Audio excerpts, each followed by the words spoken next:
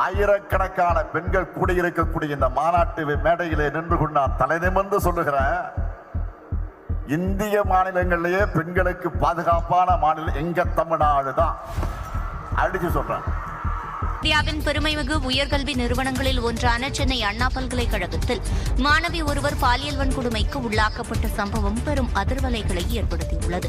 இந்த விவகாரத்தில் ஞானசேகரன் என்பவர் கைது செய்யப்பட்டுள்ளார். விழுப்புரம் மாவட்டம் வானூர் வட்டம் திருவக்கரை முன்னாள் ஊராட்சி மன்ற தலைவரும் விழுப்புரம் மத்திய மாவட்ட திமுக ஒன்றிய செயலாளருமான திருவக்கரை பாஸ்கரன் மீது பாலியல் வழக்கு பதிவு செய்து போலீசார் தேடி வருகின்றனர். திமுக நிர்வாகியான முருகேசன் என்பவர் 14 வயது சிறுமியை அவரது உறவினர் வீட்டில் கொண்டு போய் விடுவதாக கூறி இருசக்கர வாகனத்தில் அழைத்துச் சென்றுள்ளார். அப்போது சிறுமிக்கு பாலியல் தொந்தரவு கொடுத்த அவர் கொலை மிரட்டலும் விடுத்திருக்கிறார்.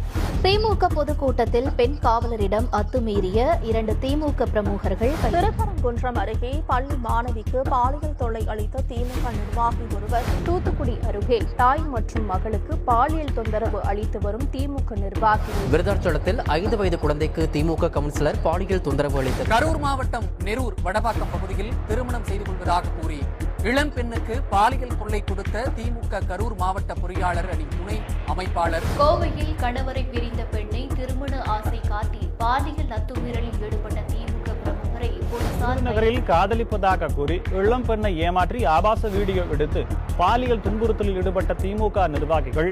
தஞ்சாவூர் ஒரத்தநாடு அருகே கஞ்சா போதையில் இருந்த 4 பேர் இளம் பெண்ணை கூட்டு பாலியல் பலாத்காரம் செய்துள்ளனர் என்ற செய்தி திமுகவை சேர்ந்த உதயநிதி ரசிகர் மன்ற நிர்வாகி கவிதாசன். ராணிப்பேட்டை மாவட்டத்திலும் இளம் பெண்களை குறிவைத்து பாலியல் தொல்லை கொடுப்பதாக திமுக நிர்வாகி மீது 2 இளம் பெண்கள் பகீர் புகார் அளித்துள்ளனர்.